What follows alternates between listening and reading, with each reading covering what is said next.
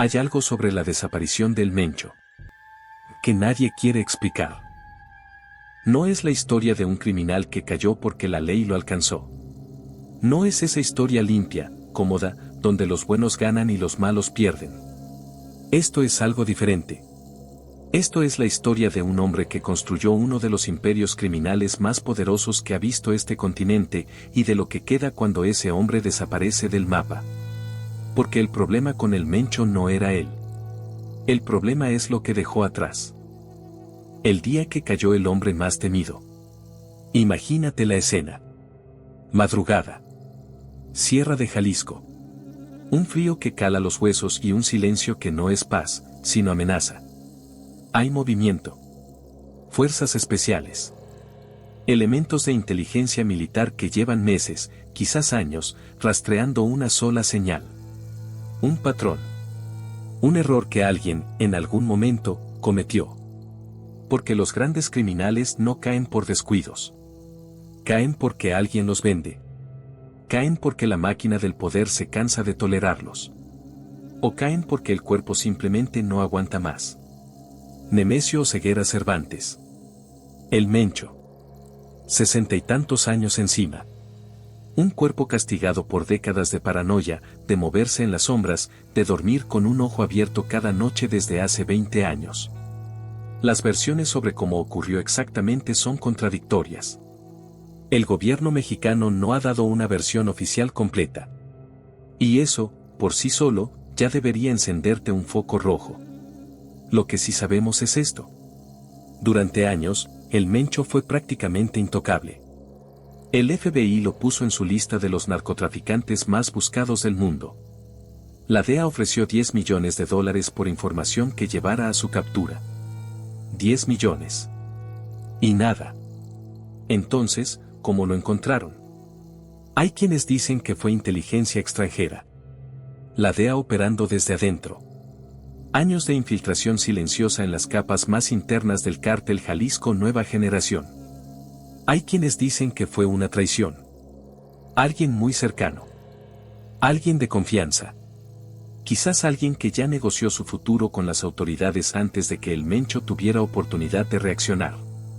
Y hay quienes dicen algo más oscuro todavía, que el Mencho ya no era el hombre que fue. Que la enfermedad renal que lo aquejaba desde hace años lo había debilitado tanto, que era cuestión de tiempo. Lo que nadie puede negar es el resultado. El hombre que había desafiado al Estado mexicano durante 2 décadas ya no está operando como lo hacía.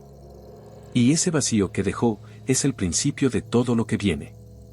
El hombre que creó un imperio de terror. Para entender lo que viene después, necesitas entender quién era este hombre. ¿De dónde salió? Como alguien que nació en un rancho de Michoacán terminó siendo la pesadilla de presidentes, generales y enemigos por igual. Nemesio Oseguera nació en 1966 en Tierra Caliente. Una región de México que, si la conoces, entiendes inmediatamente por qué produce el tipo de hombres que produce. Tierra dura. Tierra pobre. Tierra donde el Estado siempre ha llegado tarde o nunca. De joven emigró a California. Trabajó. Aprendió. Y también comenzó a moverse en los bordes del mundo del narcotráfico. Fue detenido en Estados Unidos por cargos relacionados con drogas. Deportado. Y regresó a México con conexiones, experiencia y algo más importante, el conocimiento de cómo opera el otro lado. Empezó trabajando para el cartel de Milenio. Luego pasó al cartel de los Zetas. Aprendió de los mejores y de los peores. Aprendió que la brutalidad bien administrada es una herramienta de negocios. Aprendió que el miedo escala más rápido que cualquier ejército. Y en 2010, junto con Rodrigo Ansúrez, el jardinero, fundó lo que hoy conocemos como el Cartel Jalisco Nueva Generación. El CJNG no nació discreto. Nació con un mensaje. En 2011, aparecieron en Veracruz 35 cuerpos tirados en una autopista. Con un narcomensaje firmado por el CJNG. No era un ataque oculto. Era una declaración de guerra. Era una presentación en sociedad. Y el mundo del narco en México entendió inmediatamente, había llegado un nuevo jugador. Y este jugador no tenía intención de pedir permiso. Lo que vino después fue una escalada que nadie anticipó completamente. En 2015, el CJNG derribó un helicóptero militar en Jalisco con un lanzacohetes. Un helicóptero del ejército mexicano. Esto no lo había hecho ningún cartel en décadas. Era un mensaje explícito: somos capaces de enfrentar al Estado y ganar. Bajo el liderazgo de El Mencho, el CJNG desarrolló algo que otros carteles no tenían: estructura militar real. Células especializadas. Armamento de guerra. Vehículos blindados construidos artesanalmente, conocidos como monstruos, que parecían sacados de una película de M.A.D. Max pero que eran brutalmente efectivos. Y mientras tanto, la expansión no paraba. Jalisco. Colima. Michoacán. Guanajuato. Veracruz. Guerrero. El norte. El sur. Las costas. Para mediados de la década de 2010, el CJNG ya tenía presencia en más de 25 estados de México. Y luego cruzó fronteras. Europa. Asia. Australia. Sudamérica. El CJNG se convirtió en uno de los principales proveedores de fentanilo y metanfetaminas a nivel global. No eran solo narcos de barrio. Eran una corporación criminal con operaciones internacionales. El imperio criminal que dejó detrás. Aquí es donde la historia se pone más oscura todavía. Porque una cosa es capturar o eliminar a un líder. Otra cosa, completamente diferente, es desmantelar lo que ese líder construyó durante 20 años. El CJNG en este momento opera en más de 40 países. Tiene rutas establecidas desde México hacia Europa a través de España y Portugal. Tiene conexiones con mafias en Italia, en los Balcanes, en África Occidental. Tiene socios en Asia para la producción de precursores químicos para el fentanilo. ¿Recuerdas esos 10 millones que ofrecía la DEA por el Mencho? El CJNG genera eso en cuestión de horas. No es una exageración. Es una estimación conservadora basada en los decomisos documentados y los modelos de inteligencia financiera. Lo que el Mencho construyó no es una pandilla. No es un cartel tradicional que depende de la personalidad de un solo líder. Es una empresa. Con departamentos. Con gerentes. Con proveedores, distribuidores y clientes en todos los continentes. Y las empresas no mueren cuando el CEO desaparece. Las empresas se reestructuran. El misterio que rodea su caída. Ahora bien, detente un momento. Porque aquí hay algo que no cuadra. Algo que, si lo piensas despacio, genera más preguntas que respuestas. Durante años, el gobierno mexicano insistió en que estaba cerca de capturar a El Mencho. Hubo operativos. Hubo presión internacional. La DEA presionaba, los gringos presionaban, los europeos presionaban. Y nada. Y de repente, ya está. Ya no está activo. Ya no opera. ¿Por qué ahora? ¿Por qué de esta manera?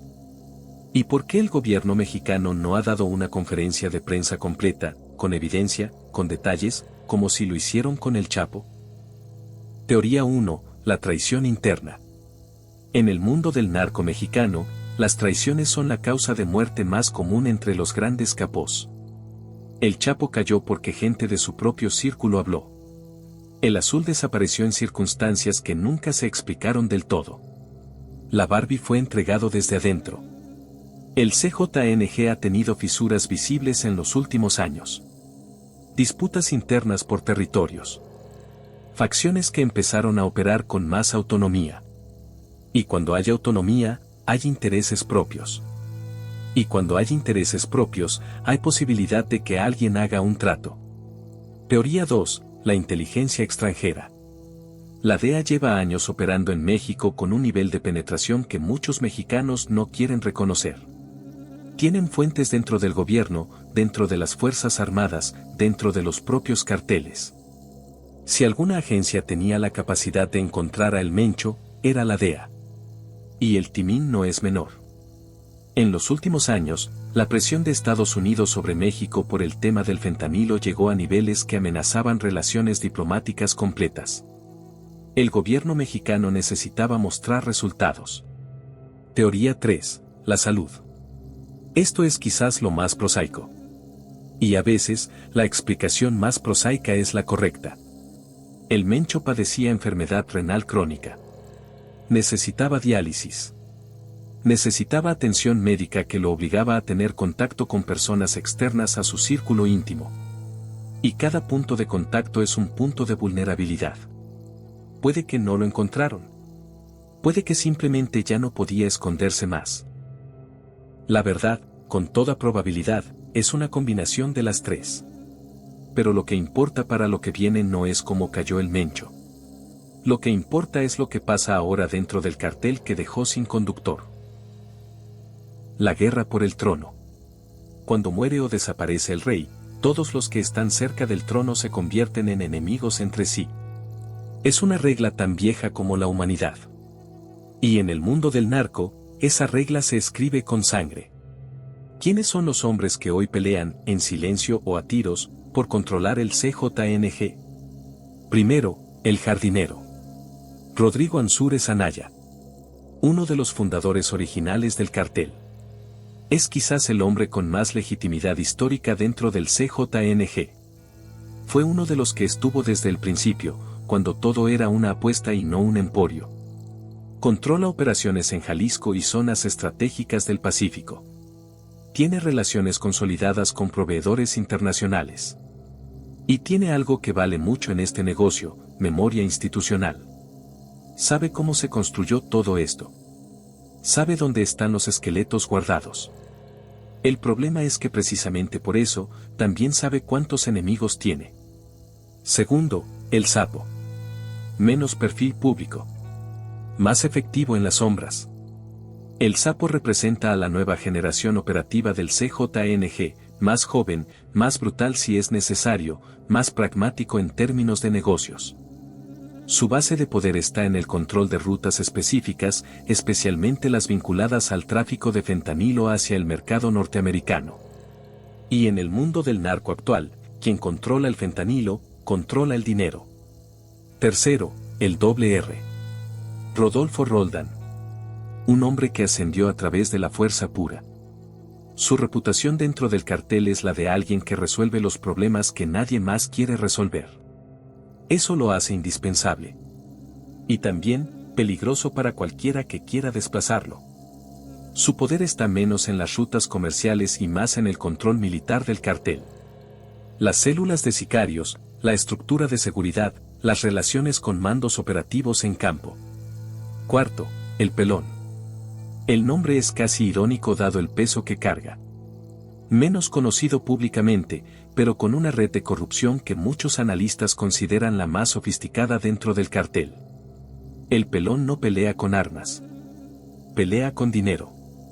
Con policías en nómina, con funcionarios locales, con jueces que miran para otro lado.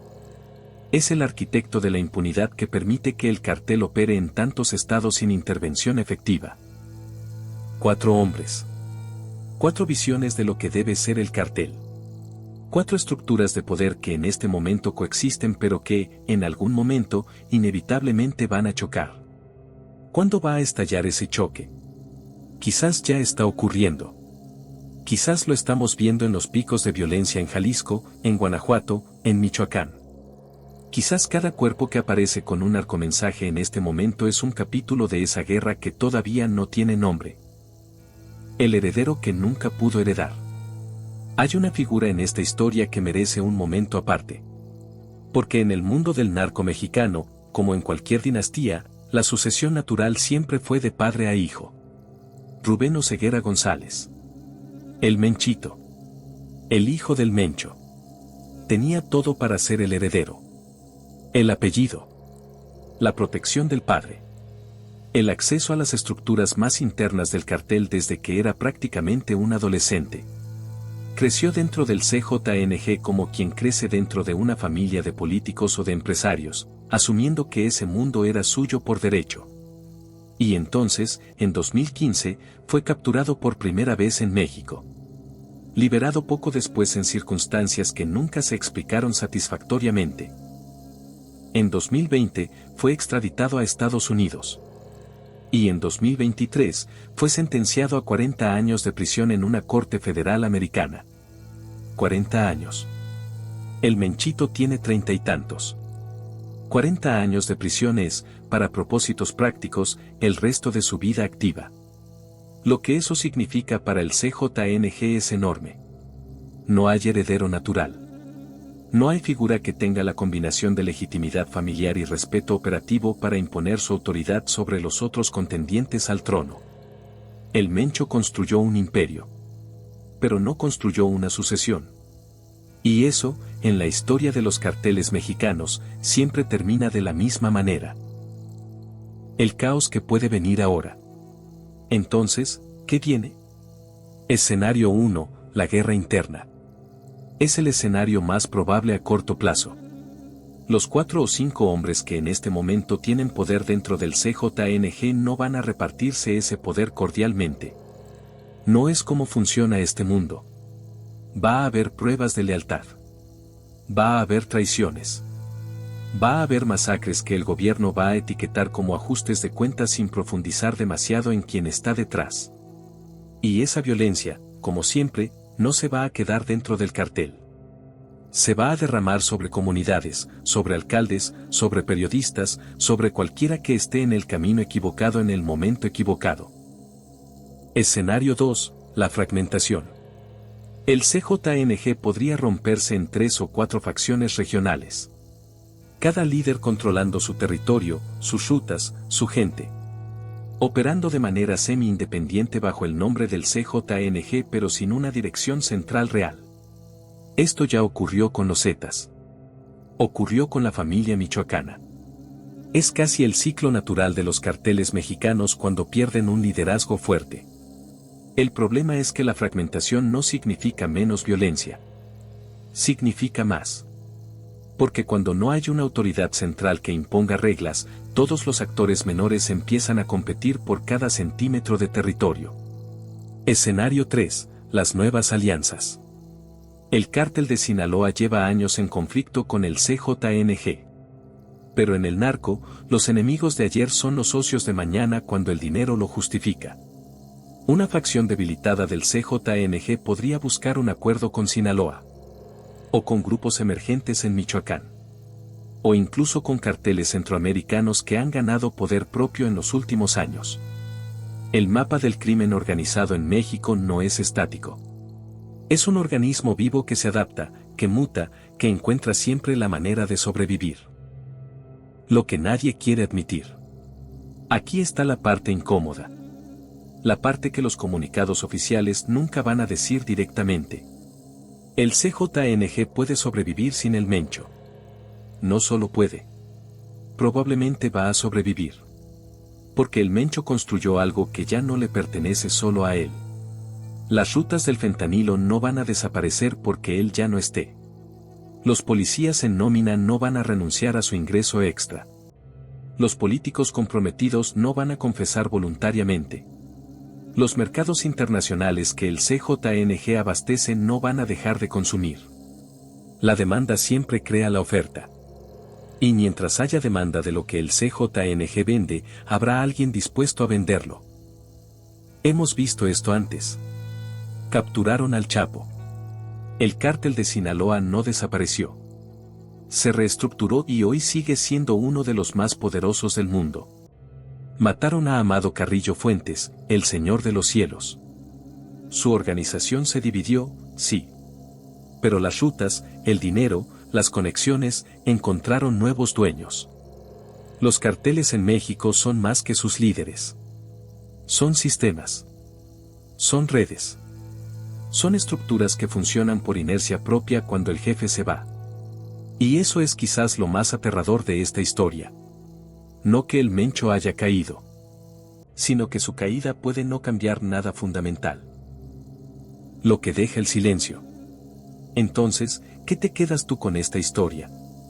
Te quedas con un hombre que salió de la pobreza extrema y construyó un poder que los gobiernos de 2 países tardaron décadas en poder siquiera morder. Te quedas con un cartel que creció en silencio mientras todos miraban hacia Sinaloa y que de repente era ya el más peligroso y el más global de todos. Te quedas con una sucesión rota, con un hijo en una prisión americana, con 4 hombres que en este momento están calculando sus próximos movimientos. Y te quedas con una pregunta que nadie puede responderte con certeza. ¿Quién va a controlar el CJNG en 5 años?